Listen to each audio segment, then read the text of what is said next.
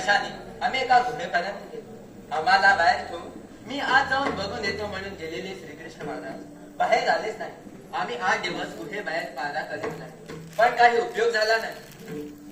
तो बघा श्रीकृष्ण येत आहे आणि त्याच्याकडे सैमंतक मणी पण चकाकत आहे, पण माझा बंधू रसेल मात्र दिसत नाही. अरे रे, काहीतरी अनर्थ घडला नाही ना.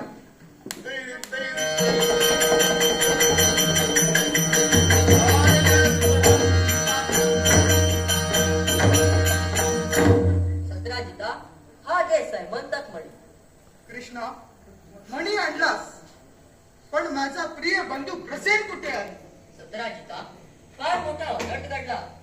कृष्ण, असं घडलं तरी काय? हा सैमंतक मणी धारण करण्याला तशी नियमावली आहे. हा मणी नेहमी शुद्ध मनाने आणि नेमधर्माने धारण केल्यास तरच तो त्याच्यावर प्रसन्न असतो, नाही तर तो त्याचा नाश करतो. प्रसन्न मनात गर्व धरून अशुद्ध मनाने मणी धारण करून गृहेस गेला होता. पण काय झालं कृष्णा? त्या अरण्यातील सिंहाने प्रसेनचा वध केला. काय? माझ्या बंधूचा वध झाला? अरे रे, काय ही दुर्दैवी लीला. प्रसेन, प्रसेन, आता मी कोणाच्या तोंडाकडे पाहून लागलो? सत्राजिता, तो काढून घे. या विधी घटना आहेत, ज्याच्या त्याच्या प्रारब्धाप्रमाणे सर्व काही घडतं.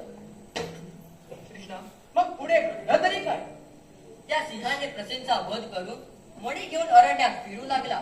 तेव्हा त्याला एका अस्वलाने म्हणजे त्रेतायुगातील रामभक्त जाबुवंताने ठार मारून हा मणी आपल्या गुहेत सुकुमार नावाच्या त्याच्या मुलाला खेळण्याकरिता दिला.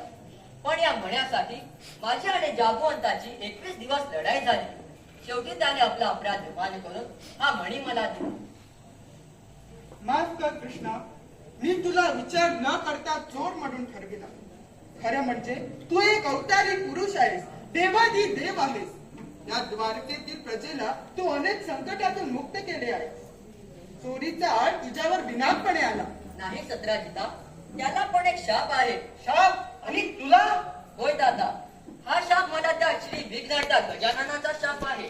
मी एका वेळी भाद्रपदातील चतुर्थीला चंद्र पाहिला होता, म्हणून हा खोटा आळ माझ्यावर आला होता. पण आता मी शापमुक्त झालो आहे. कृष्णा, आतापर्यंत झालेली चिंता सोडून दे आणि माझी एक विनंती तुझ्याकडे आहे. ती मान्य कर, म्हणजे मी धन्य होईल. कोणती विनंती? माझी कन्या सत्यभामा मी तुला अर्पण करत आहे. तिच्याशी आपण पाणी ग्रहण करा. जशी आपली इच्छा. चला तर सर्व मिळून विवाहाची तयारी करू.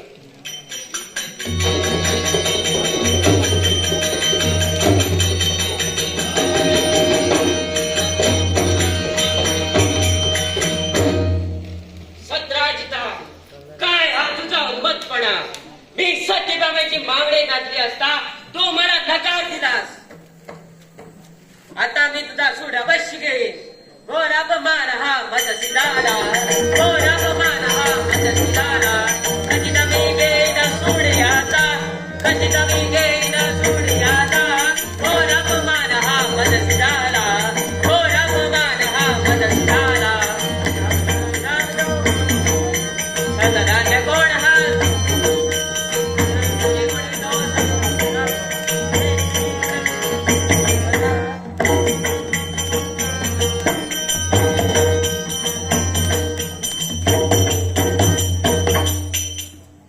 चांडाळा सत्राजिता, तू सैमंतक मण्याच्या जोरावर थैतोय नाचतोस काय?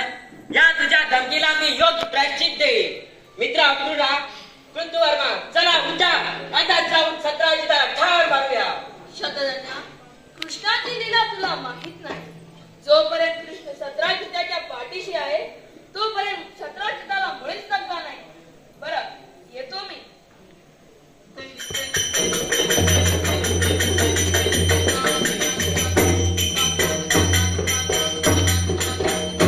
शतधन्या, अक्रूराचं म्हणणं योग्य आहे. त्या सत्राजिताच्या नादी लागणं म्हणजे स्वकृष्ण मुलीच गाव बसणार नाही, याचा विचार कर.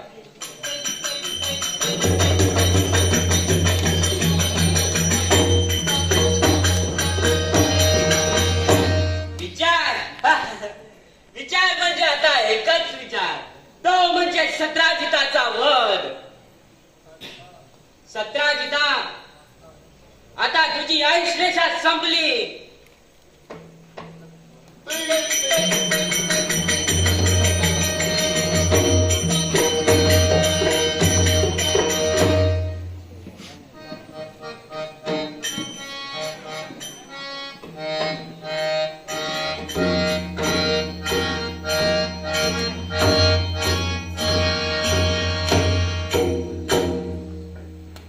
वाह वाह, आज मी केवढा भाग्यवान. साक्षात श्री विष्णूचा अवतार श्री कृष्ण माझ्या मुलीच्या नशिबी. म्हणजे मी केवढा भाग्यवान. हे सूर्य नारायणा, तुला कोटी कोटी प्रणाम. माझ्या मुलीचा विवाह सोहळा उरकून मी धन्य झालो आहे. बरं, आता रात्र झाली, झोपून घेऊया.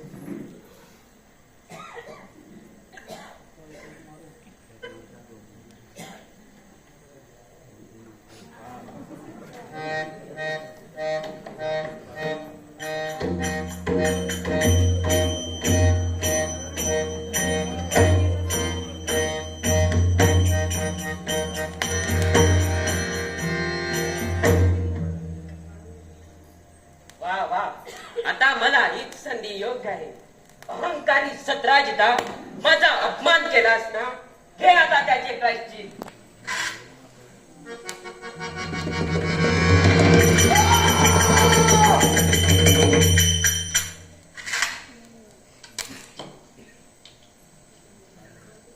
याच मण्याच्या जोरावर तू धैताय नाचत होतास ना, हा मणी आता माझा झालं.